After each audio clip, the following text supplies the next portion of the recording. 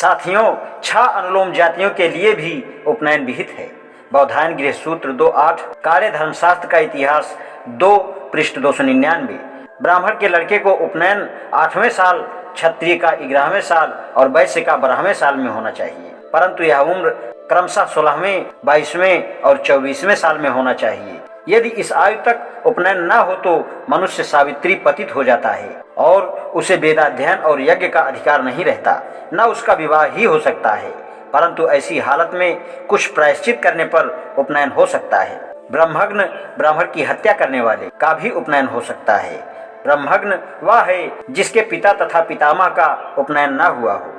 प्राचीन काल में ब्रह्मग्न के यहाँ न तो कोई भोजन करता था, न ही उसका विवाह होता था, परंतु कुछ प्रायश्चित करने पर उसका भी उपनयन हो सकता था। इसी प्रकार यदि किसी के वंश में प्रपितामह के समय से बराबर उपनयन नहीं हुआ है तो उसका भी प्रायश्चित करके उपनयन हो सकता है। उसे 12 वर्ष ब्रह्मचारी जीवन व्यतीत करना पड़ेगा इत्यादि। ब्रात्यों का भी उपनयन होता था।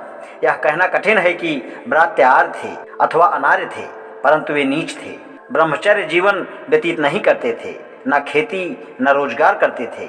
उपनयन से पहले उन्हें ब्रात्य स्तोम करना पड़ता था। स्तोम 4 प्रकार के थे। पहला सब ब्रात्यों के लिए था, दूसरा उनके लिए था जो अभिशस्त थे अर्थात महानीच और पतित थे, तीसरा थोड़ी आयु के ब्रात्यों के लिए था और चौथा वृद्ध ब्रात्यों के लिए था। इन चारों स्तोमों में सदस्तोम सबको करना पड़ता था। इससे ब्रात्यों को उच्च स्थिति प्राप्त होती थी और पाप कट जाते थे। ब्रात्य स्तोम यज्ञ के पश्चात उनको उपनयन और वेदाध्ययन का अधिकार प्राप्त होता था।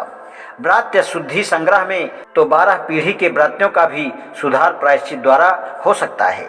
उपनयन का महत्व तो इतना समझा जाता था कि बौधायन ने अस्वस्थ वृक्ष का भी उपनयन करने का आदेश दिया। बौधायन गृह सूत्र 2.10। जब उपनयन इतना प्रचलित था तो कैसे कहा जा सकता है कि शूद्र और स्त्री उपनयन का अधिकारी नहीं थे।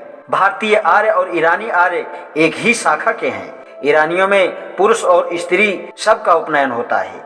यह भेद भारतीय आर्यों में ही क्यों है? इसके अतिरिक्त ऐसे भी प्रमाण हैं जिसमें शूद्रों और स्त्रियों का उपनयन हुआ है। स्त्रियां न केवल वेद पाठ करती थीं, वे वेदाध्ययन की पाठशाला भी चलाती थीं। इसलिए स्त्री पूर्व मीमांसा पर टीका लिखी गई। शूद्रों के लिए भी प्रमाण है। राजा सुदास का राज्याभिषेक वशिष्ठ ने कराया। उसने राजसूय यज्ञ किया। ये अधिकार तभी प्राप्त हो सकता है जबकि उपनयन हुआ हो। सुदास जो शूद्र था, यज्ञोपवीत अवश्य धारण करता रहा होगा। Sanskrit Ganapati Max Muller's history of ancient Sanskrit literature पृष्ठ 1860 पृष्ठ 207 में लिखा है कि शूद्रों का उपनयन हो सकता है। स्त्रियों का उपनयन क्यों बंद हो गया? इसका कारण हो सकता है पहले स्त्रियों का 8 वर्ष की आयु में उपनयन होता था और बाद में विवाह। जब विवाह की आयु घटते घटते 8 वर्ष हो गई तो विवाह और उपनयन संस्कार एक में मिला दिया गया और धीरे धीरे उपनयन संस्कार लुप्त हो गया। परंतु शूद्रों के बारे में ऐसा कोई कारण नहीं प्रतीत होता।